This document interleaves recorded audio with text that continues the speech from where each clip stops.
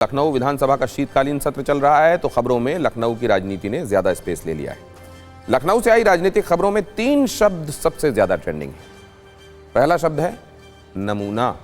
CM योगी ने बगैर किसी का नाम लिए नमूना कहा, इस पर विपक्ष ने वॉकआउट कर दिया। दूसरा शब्द है कोडीन कफ सिरप, जिस पर विधानसभा में खूब हंगामा हुआ।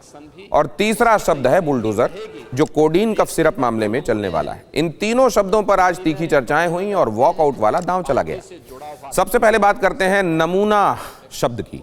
दरअसल यूपी विधानसभा में आज कोडीन कफ सिरप पर चर्चा हो रही थी। इसी चर्चा में सीएम योगी आदित्यनाथ ने कहा कि देश में 2 नमूने हैं, एक दिल्ली और एक लखनऊ में।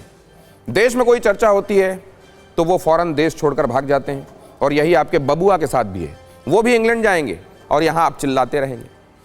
सीएम के इस तीखे हमले के बाद समाजवादी पार्टी ने आपत्ति जताते हुए सदन से वॉकआउट कर दिया, लेकिन जवाब आया अखिलेश यादव की तरफ से। उन्होंने इस पर कटाक्ष किया। उन्होंने कटाक्ष करते हुए कहा, किसी ने नहीं सोचा था कि दिल्ली और लखनऊ के बीच का टकराव इस स्तर तक पहुंच जाएगा। संवैधानिक पदों पर बैठे लोगों को अपनी मर्यादा नहीं लांघनी चाहिए। बीजेपी को अपनी अंदरूनी लड़ाई को सार्वजनिक मंच पर नहीं लाना चाहिए।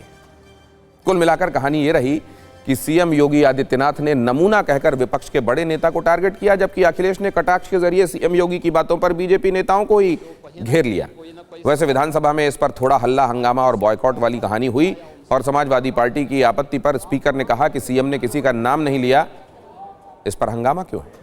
और नमूने वाली राजनीति से पहले कफ सिरप पर बहस हुई। समाजवादी पार्टी के कुछ विधायक अपनी पीठ पर कोडीन कफ सिरप घोटाले का पोस्टर लगाकर घूम रहे थे, तो कुछ विधायक इस मामले में गिरफ्तार आरोपी यूपी एसटीएफ से बर्खास्त सिपाही आलोक सिंह के आलीशान मकान का कटआउट लेकर भी पहुंचे।